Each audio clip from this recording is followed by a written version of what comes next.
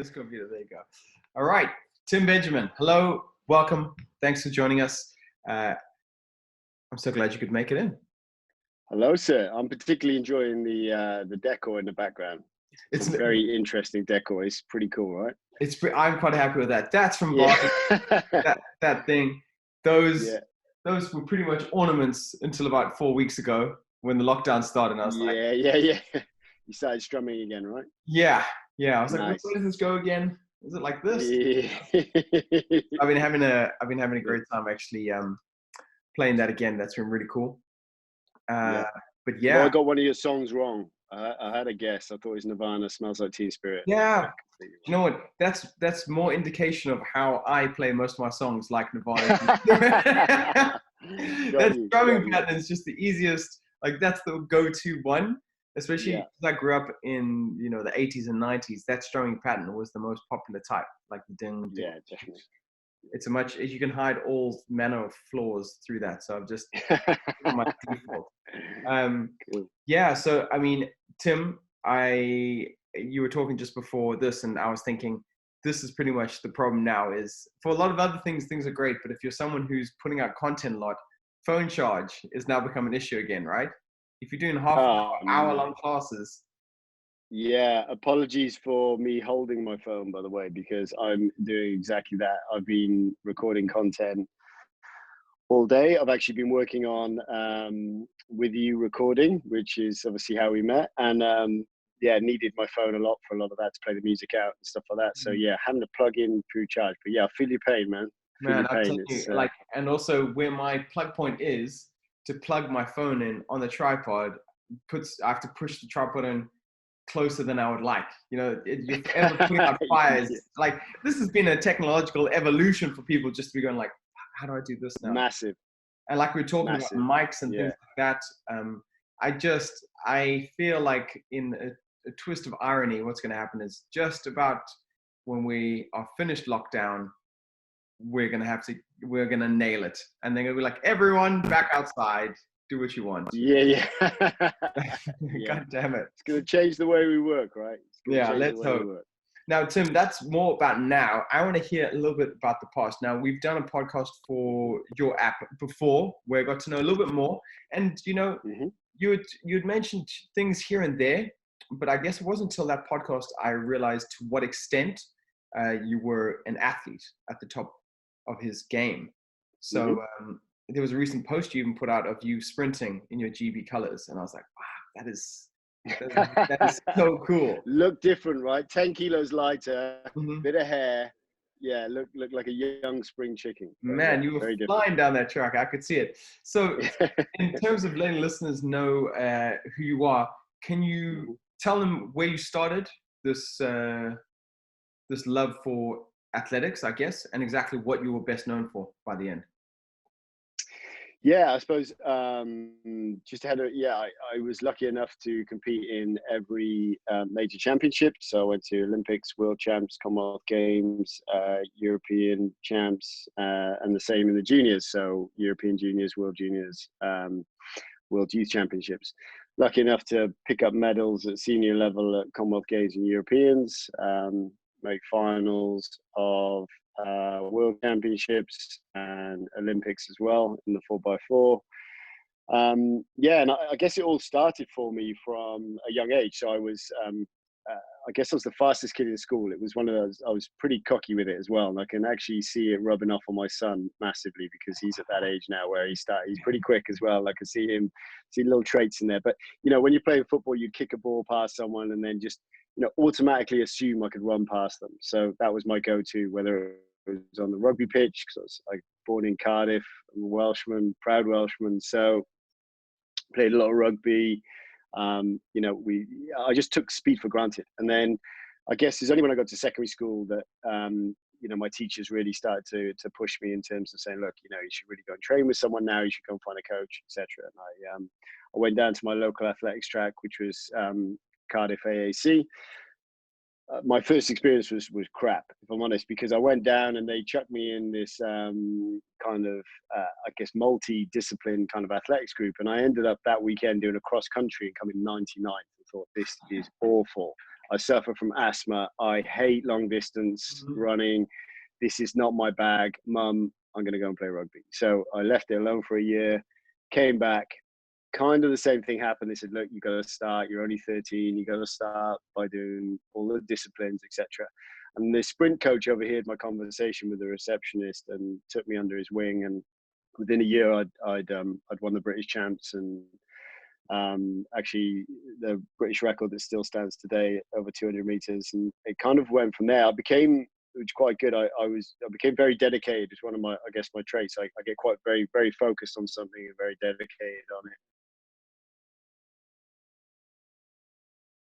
Took to it very, very quickly. By the age of 17, then I was world youth champion over 200 meters in the first IAAF World Youth Championships, only to be then knocked down my championship record 2 years later by one Usain Bolt. So that was quite interesting. Oh my God, that's a hell of a fight. Someone's gonna beat you. Yeah, I set the hello, can you see me there? Yeah. Sorry, someone called as I was doing that. But yeah, so I set the record 20.72, and 2 years later Usain Bolt came and smoked it and ran 20.4. So and what age was he at the time? Actually, I don't think it's 2 years later. It might be 4 years later. So he's 4 years younger than me. So yeah, it's probably 4 years later. I think I held on to the record for 4 years. I was 17. He must have been 13 at the time. And then, yeah, 4 years later, he came along and just absolutely crushed my championship record. So crazy. But yeah, so that's how it all started for me. I pretty much turned professional at the age of 17. All the cool stuff. I was a Nike athlete throughout my career, sponsored by Nike, and yeah, had a good career. Unfortunately, cut short by injury. I had a very aggressive kind of, I guess, acceleration curve, forgive the pun, up until the age of about 22, 23, and then injury started really hitting me pretty hard. And I battled with that for about 6 years, and ultimately I had to call it a day at the age of 27. So it was a very good career, spanned over 10 years, really professionally.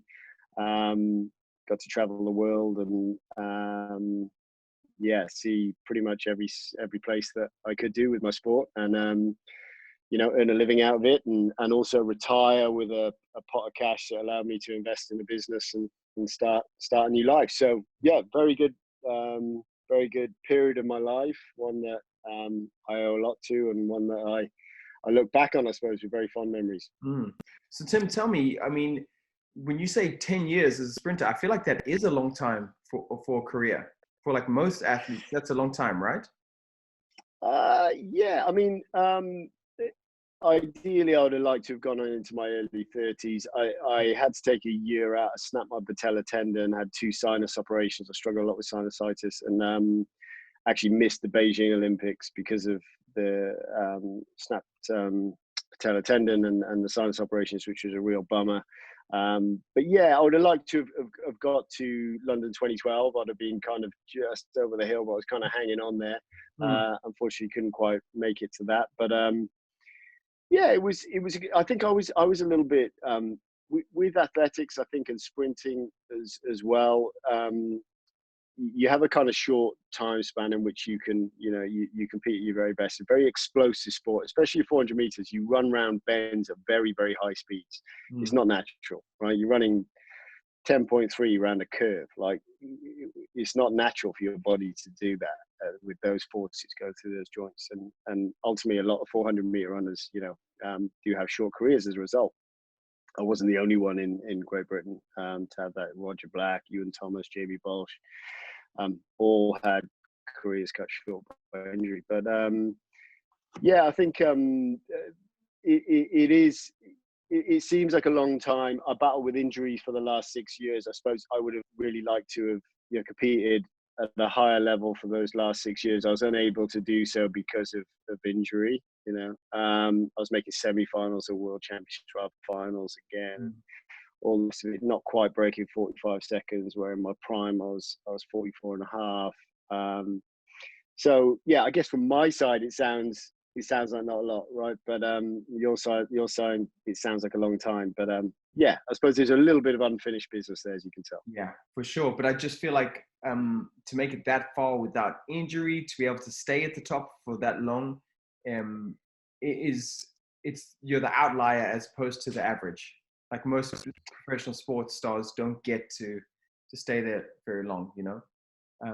I did want to ask No, you. yeah, totally. And Now go yeah. on, please. I'll come back to this.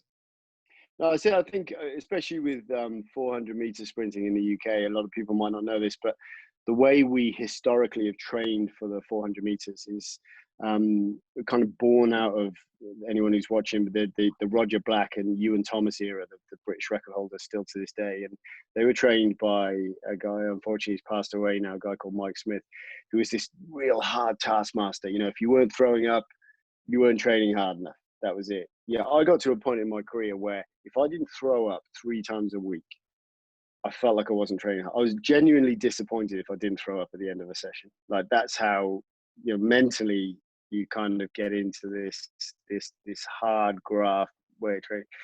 I'm not sure it's sustainable. Well, I know it's not sustainable. But the way the Americans train for it, and you've got to always look at them, obviously American, Caribbean nations as well, more recently South Africans and Wade Van Niekerk.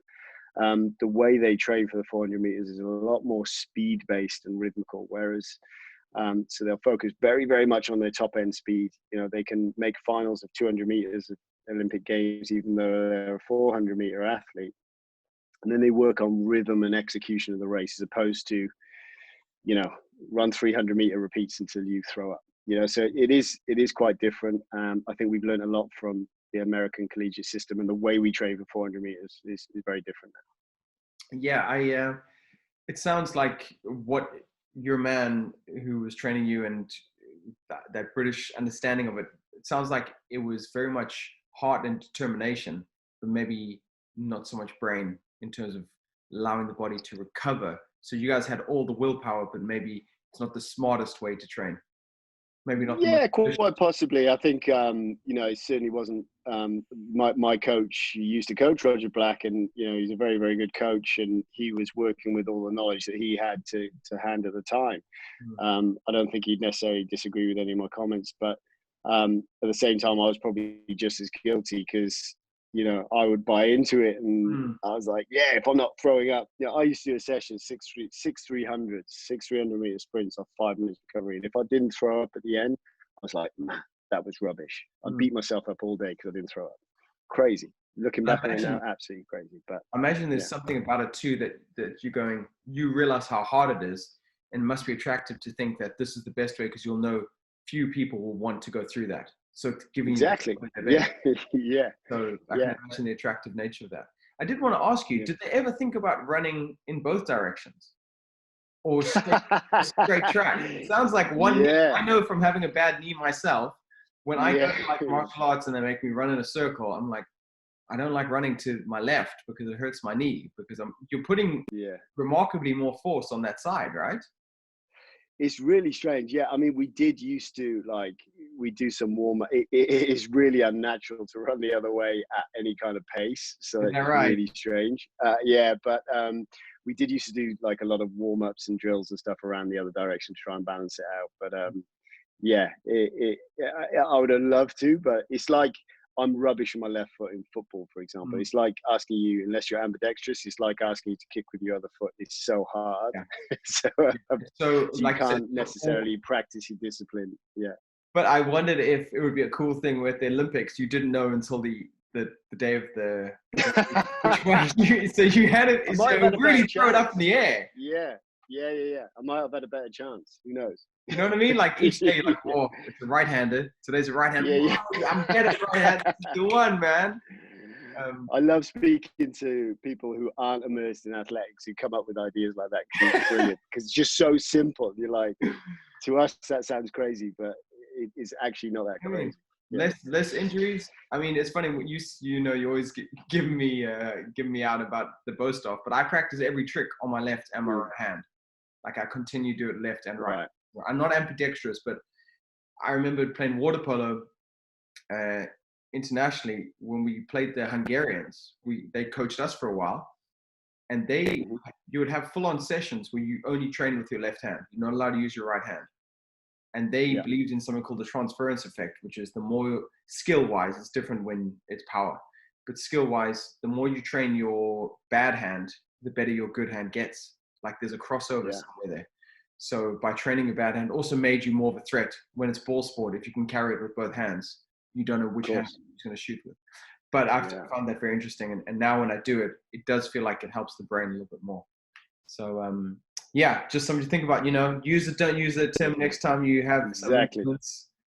I'll try. If I ever get into coaching in the future, if my time allows, which I'd love to, and things settle down business-wise for me, then I'll bear that in mind. Let's start running around the wrong way. Wrong, exactly. Definitely. Or would it you heard it here first. What about a straight 400 meters?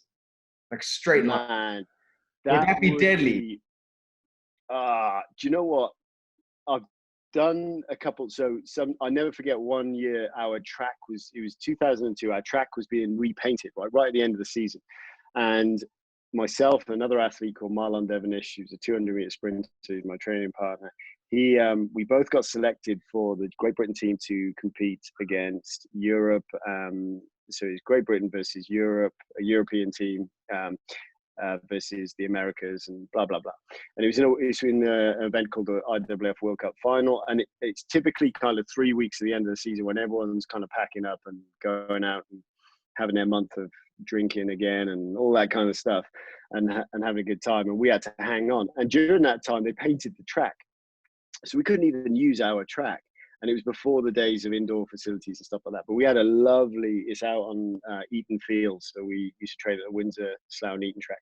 And Eaton Fields had lovely, almost like bowling green grass. So we had to map out our training sessions with a measuring stick, like a wheelie stick. So we were doing like 200 meter or 150 meter reps on there. And it was horrible, absolutely horrible, because you've got no marker. Like you actually, when you're running around the track, you use the bends to sometimes, this is going to sound strange, but slingshot yourself into the straights. You hug the bend and slingshot as you straighten up.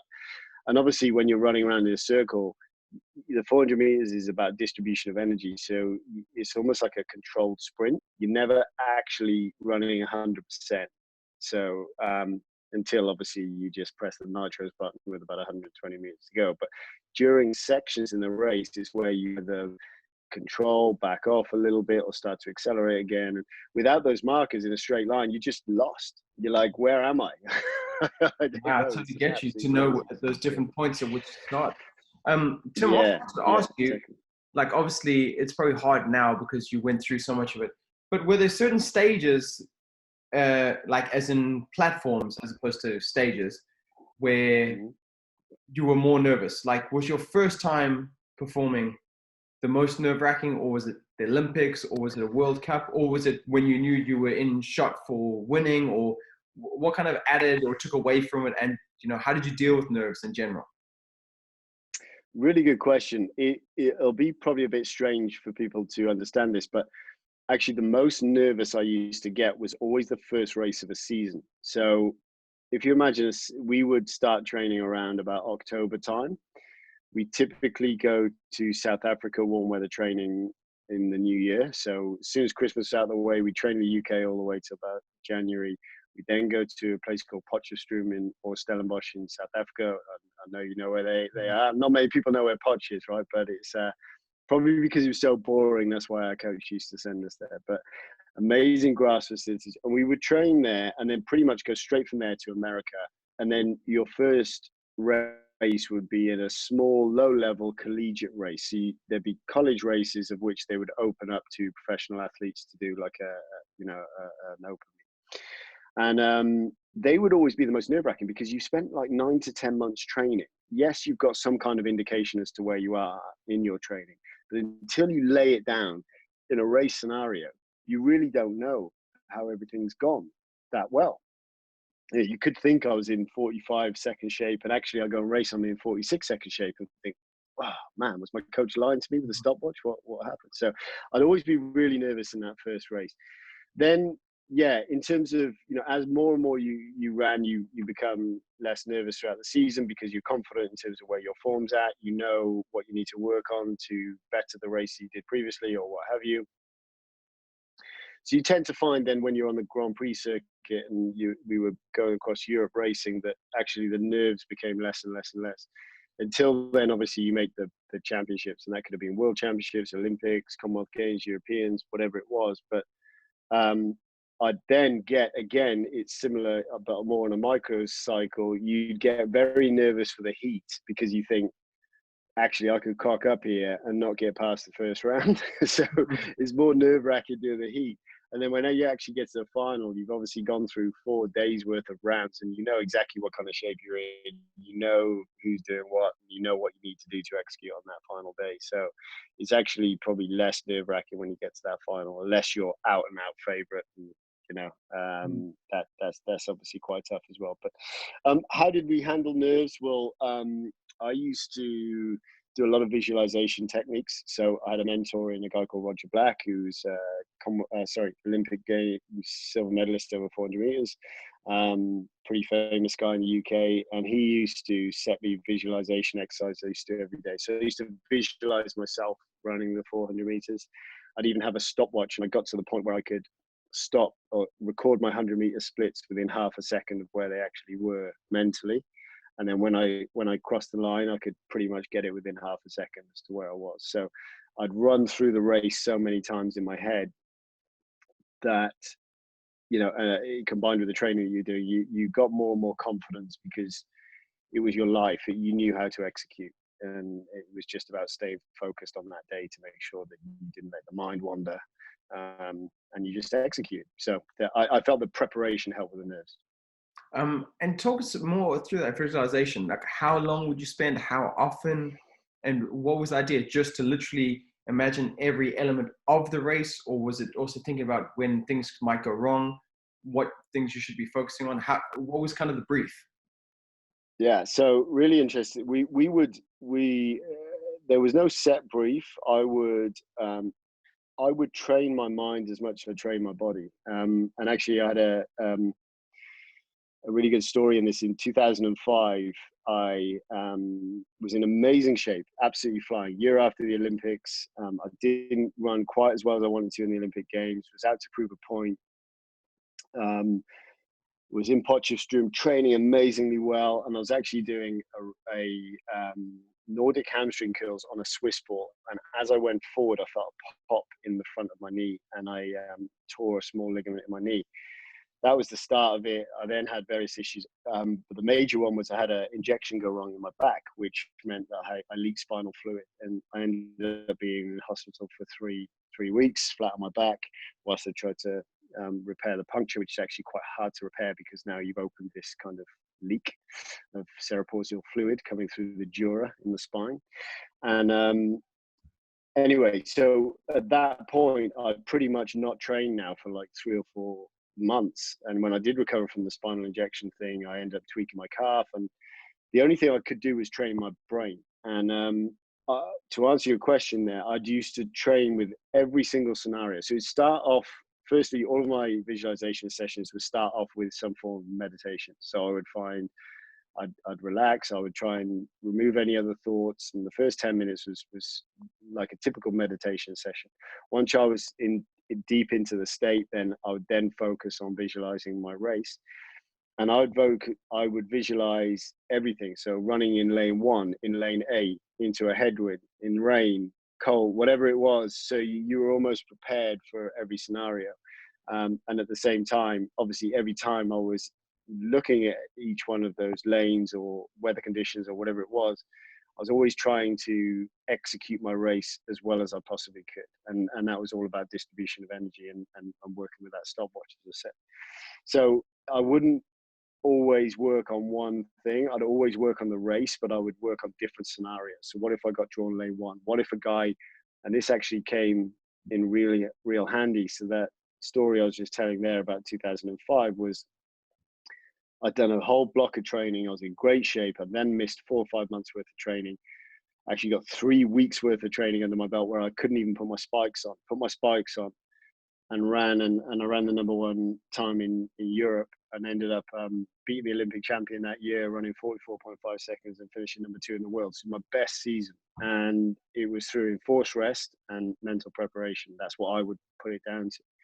And actually, it came into play because in my first round of the World Championships that year, I had a guy from Nigeria who was in lane 8, a guy from Jamaica who was in the inside lane, and this was in my first round. I remember I talked about being really nervous. I was really nervous because I knew I had a chance of winning this thing, and actually I could cock this up in the first heat if I didn't execute properly. So, and what happened was I went out my typical way and execute my typical way, but this guy in lane 8 just went whoosh. It's like Nigerian guy. Nigerian guys are actually Botswanan athletes, really notorious for ripping right from the start. So they'll just go hell for leather, go catch me if you can, you know. And like, they tie up in the home straight a lot, and usually you can reel it back in the home straight if you've executed well. But this guy just wasn't slowing down.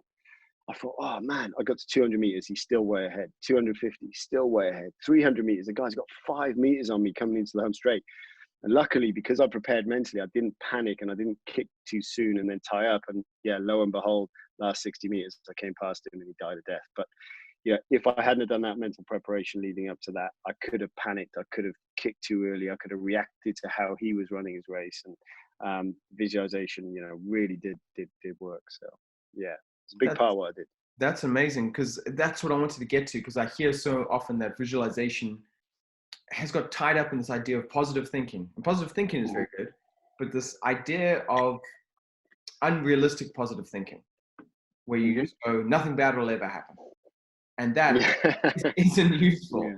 That's not useful. Like you're saying, imagining you running the perfect race in the perfect conditions every time is useful for that time where you run the perfect race in perfect conditions.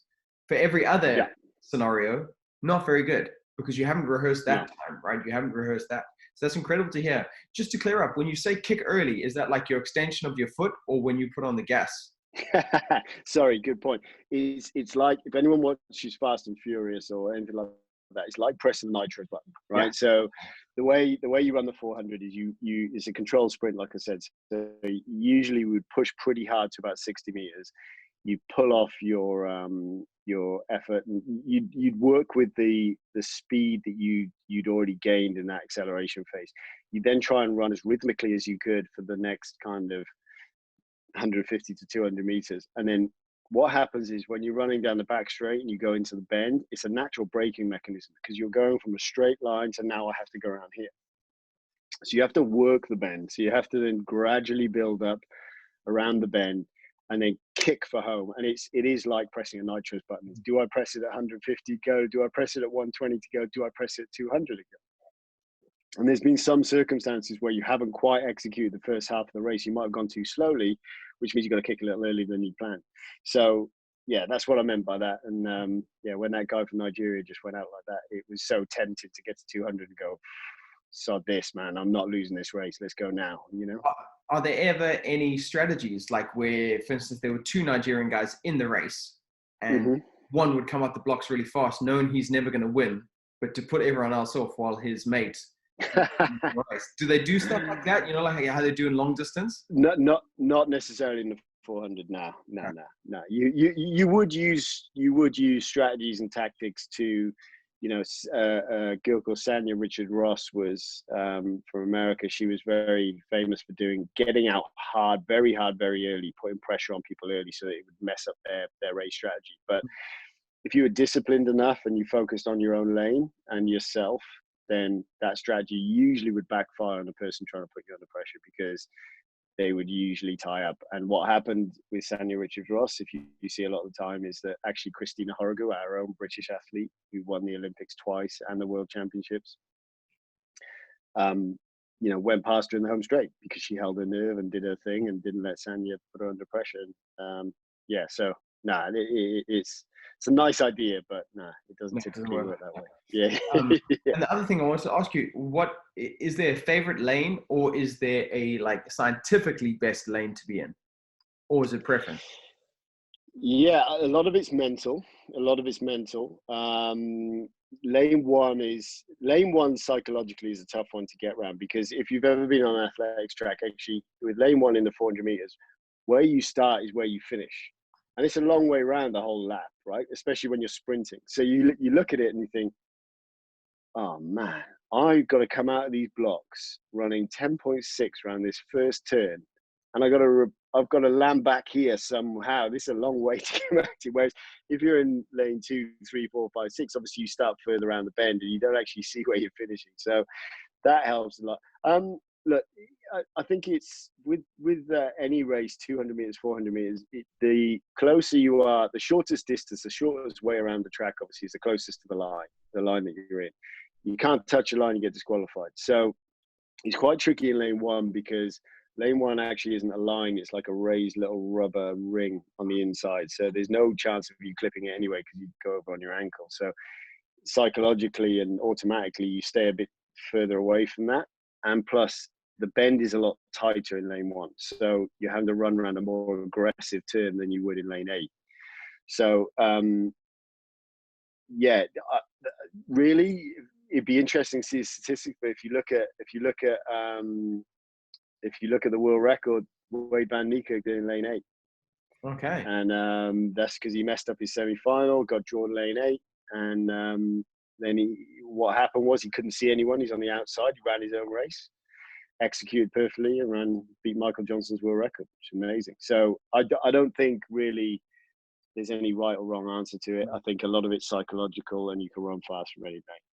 Yeah, I guess what you're saying is it's 800 meters regardless. You've got to run your race. Yeah, and that's how you got to get your mind into all these other things. And how do they choose who goes into what lane? Is it drawn, or is it where you placed in the heat? Yeah, so it all depends on where you're at. So if you're in a championships, the first round is random, right? So you could get any lane. You could get lane 1, you can get lane 8, whatever. The people that are in your race is done based on the times that you run that year. So you won't necessarily be in the race with people that run as fast as you. So if you're number 1, typically, they'll put, say you got 10 heats, the top 10 will be spread out in those 10, and then the next 10 and blah, blah, blah. So usually the heat is the easier race, right? So, but it doesn't matter if you're number 1, you still get drawn whatever lane to make it fair. Then it all depends on how many people are in the championship. But usually if you win your race or come in the top 2 placings, then you'll get lanes 3, 4, 5, or 6. Again, they're randomly drawn. If you fall outside of that, you'll get 1, 2, 7, or 8, which are the less preferable lanes. And again, they're randomly drawn. So if you look at Wade van Niekerk, when he won and ran the world record, he finished second in the semi-final, got a random draw there for 1, 2, 7, and 8, and he ended up in lane 8, which is one of the worst lanes. But yes, that's typically how it works. If you go to like a Grand Prix or a professional race, which are the races outside of the championships, that's where you get paid, you wear your GB kit, you wear your Nike kit, and it's on Eurosport and all that kind of stuff.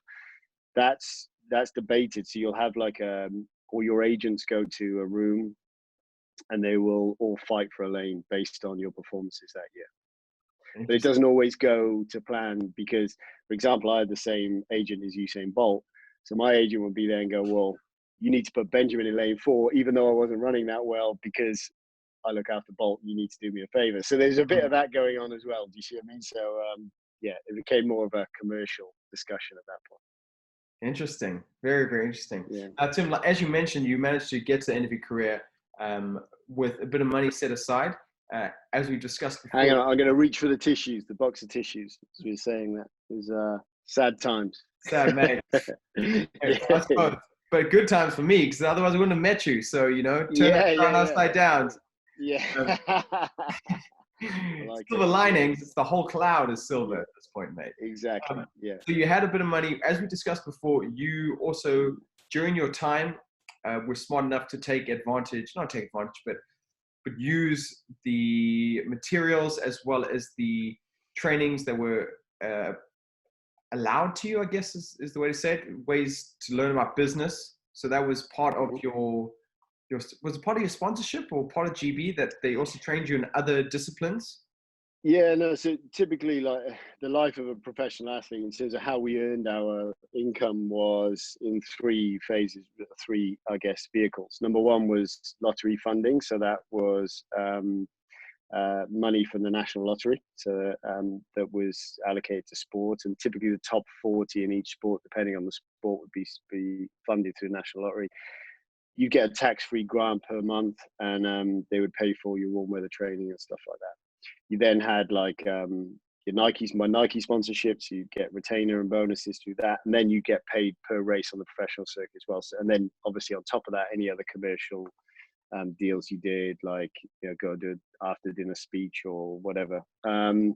But yeah, the actual lottery funding was quite good because it wasn't just about the grant. They would pay for your medical, they would pay for your warm weather training, and education as well. So education was a big part of it. You had a use it or lose it fund. So you had to go and pay upfront for a course and then claim the money back, basically.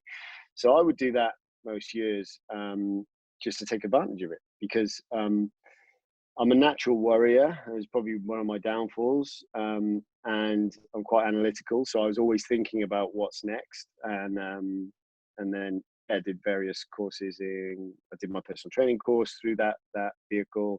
I did my Charles Poliquin strength and conditioning qualifications through that vehicle. I did accountancy qualifications, business courses, loads of at-home learning study, basically, which was pretty cool. And amazing. At the end of this too, then you went into business and you had this franchise of gyms, which is, what we're working on at the moment. We're working together with Fitness Space. But then I want to get to this a little bit earlier, so we have enough time to chat about it. Then you came up with this other idea, which is what we've been working on with you. Do you want to tell us a little bit more about that and the idea behind it and what started that? Yeah, sure. I mean, I didn't actually come up with the idea, but I got involved pretty early on in the project. So as you've already alluded to, I started my own gym brand, Fitness Space, which was centered around one-to-one coaching, but also with the ability to host a generic gym environment, so classes, and the ability to use the gym. We have our own app. Everyone can integrate and communicate with their coach. They get their program sent digitally to their phone, etc. Now, within creating that business and then the network of franchisees that we have as well, a personal trainer used to actually use one of our facilities. Now, her other half was heavily involved in the tech industry and approached me one day. He's kind of like the app guru. I won't float his boat anymore, but anyone who's got Starbucks' app, Warner Brothers app, anyone that's had an amazing app built for them, pretty much this guy did it. So, or he knows who did. And he approached me with this idea, said, I'm starting a new company. I've just sold my company. I'm starting a new company. And it's going to be centered around, this product is going to be audio-based personal training. And immediately I thought, I'm not sure about that. How's that going to work, et cetera, et cetera. And he said, look, I'll leave it with you, see what you think. I'd love to get you involved initially as a non-exec director, and we'll go from there. So I started kind of looking into it, and there was two main competitors out there. One's called Aptive, the other one's called ClassPass Go. Boo. So So ClassPass Go is a little bit different. Obviously, it uses ClassPass as a business, and it's an add-on to that. But I researched as an Aptive actually was a really interesting one, and I really liked the product. I really liked Aptive's product. I thought this is cool. And one of the things that I found about audio-based personal training is it's and one of our challenges, and I think anyone that's operating this space of challenges is it's so hard to explain to someone until they actually do it. So, a prime example is to be my wife. I was recording all these tracks, right? And you saw us, you were with us day in, day out in the recording studio, recording all these tracks. And I had the raw files. I said, look, we're doing running workouts. You love to run. Just pop your headphones on and go and run with it. Oh, maybe tomorrow I just want to go and run. Maybe tomorrow I just want to go. Look, you got a coach. You got Rory Knight, one of the best running coaches in the, out there. He's men's health coach of the year in your ear. Come on. And she's, yeah, maybe. Then one day we had the beta test of the app come out, and she put her headphones in and went around with it. From that point on, she's been hooked. She now does not run without one of our trainers in her ears. So I had a similar experience until I heard the product, and it was so immersive and such an experience. And it really did feel like the trainer was with me every second of the way. It was completely different to you know, a Les Mills on demand or any of the virtual class solutions, because this was personal. This was one-to-one. This wasn't about following other people on a screen or someone talking to the masses. This person was talking to me, the individual. And that really, in an audio environment, was really an experience that you can't explain until you do it. And yeah, I got involved, and they didn't really at the time have anyone from an exercise physiological background or to bring this idea to life. So I became that guy, and I invested personally myself into the project. I got much more heavily involved, and yeah, we now have a product that we basically looked at the competitors and added our own areas. So one of which was an interactive avatar, so a 3D avatar, which allows you to scroll around the screen to look at all the nuances of every exercise. So you can see all the technical pointers that our coaches go through. Again, our competitors aren't doing that; they're just filming their own, and you can't obviously see all the angles, etc. We display them in real time. Our competitors don't. So, you know, if, for example, your yoga shred sessions, if you're telling someone to do a chair squat, you've got this avatar on the screen showing you a chair squat. It's pretty cool. And then it's the curated music piece as well. I really felt that the music enhanced the overall experience. And some of our competitors as well were using music with lyrics in it, which I felt overpowered the voice of the trainer. So we decided to work with the same guys that curate the music for Soul Cycle in the UK. And they basically would come up with music that would change as the energy changed within the workout. So, for example, if you're working hard for 30 seconds, then resting for 30 seconds, you have a dramatic track and then a more of a lower level recovery track. And I feel that the whole combinations come really well together. We got a huge roadmap of further features that I'm not allowed to talk about, that they'll be coming out, you know, in the months to come, but we're here. April 30th, we are out. We are in the app stores. It's a very exciting time. I'm seeing all the marketing sizzling vehicles. Actually, the marketing sizzling vehicle ends with you saying, "You smashed it," in a really cool voice. Yeah. Yes. Got the so one time. That's really cool. Yeah, yeah. So as soon as I have that ready, I will send it to you. You'll like it. You're heavily featured on it. It actually flips from my voice going, come on, Heine, let's go, to, well done, you smashed it. So it's amazing. It works really, really well. But yeah, I'm super excited. I feel like we have an amazing group of trainers. There's so much talent, so much experience, but no egos. And I've just had so much fun over the last 12 to 18 months working on this project. And yeah, it's just going to be such a great experience in now actually bringing it to people and seeing how we get on.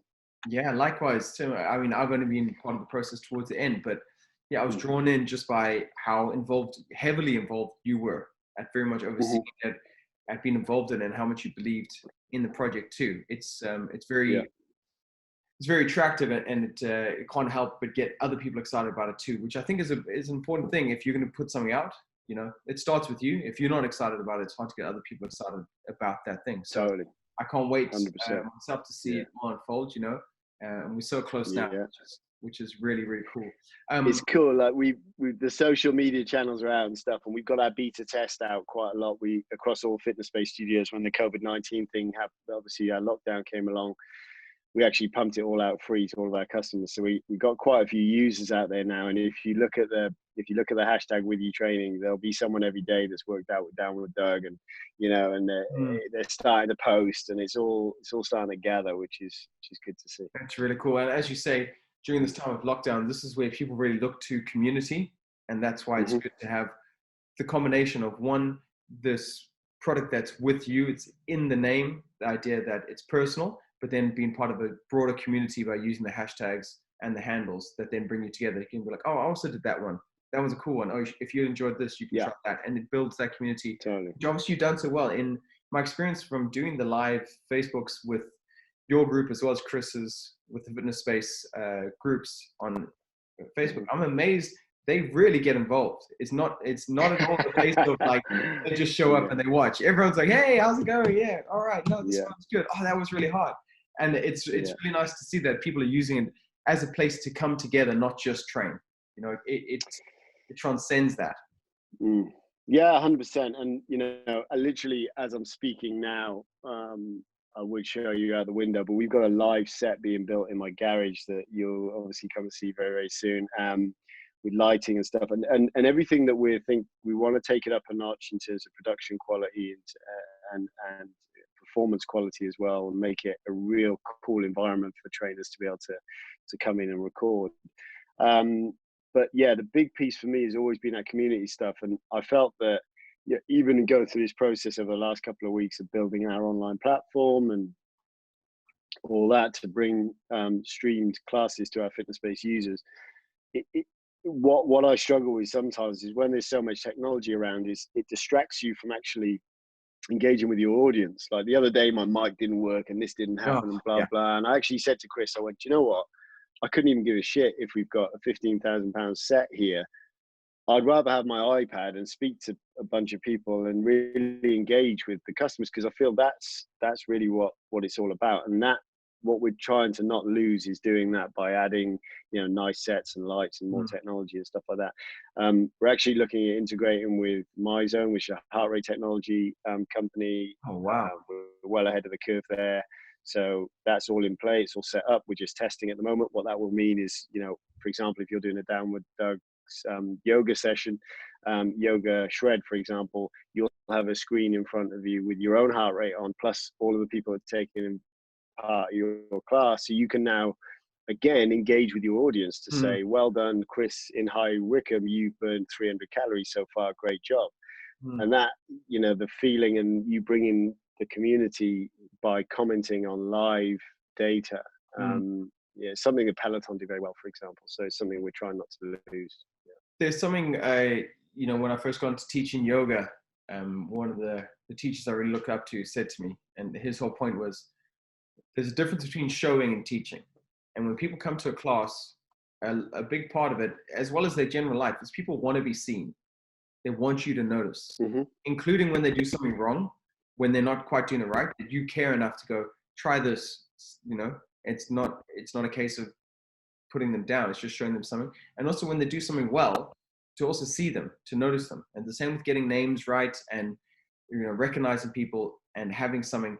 Just people like to be seen, and it makes them feel good. And that's part of what we're doing. We want them to get a good workout, but also part of that workout is to make them feel good and feel part of something. And I think then you get a little bit further into people and their desires, as opposed to just getting a workout. Yeah, 100%. And to be honest, like we've learned quite a bit from yourself in doing that as well. Like what I noticed very early on when you were teaching was you were getting back to every single person on their comments. And I said to Chris, I was like, look what Doug's doing. Like, it's not just about liking every comment. This guy's writing back to people and making them feel special at the end of every class. And those people are consistently coming back to your classes because they feel like they've got this relationship with you now, and they've never even met you. So that's the cool thing about it. And I think community is something that you can't lose during this digital transition that we're all having to go through as health professionals at the moment. Absolutely. Well, Tim, I've got yet another call. Actually, interestingly enough, you're talking about technology. I've got a sound check for something I'm doing later today, because we want to make sure it's solid. So I'm going to have to get onto that. But thank you once again for your time. I look forward to doing more with you. I've been loving this intermingling of relationship, professional, of course. Yeah. But I dare say I quite like you too, Tim. You're a legend. So thanks, mate. No, I appreciate it. I look forward to when this is all done. Chris has already pre-warned me that if we go out for beers, he doesn't do just one. So man, I don't think you've seen anything yet with this guy. He's crazy. So yeah, you're in for a special treat there, definitely. Nice one. Well, Tim, thanks so much, mate. Have a great rest of your day. As always, mate. Take care, and you. Bye bye.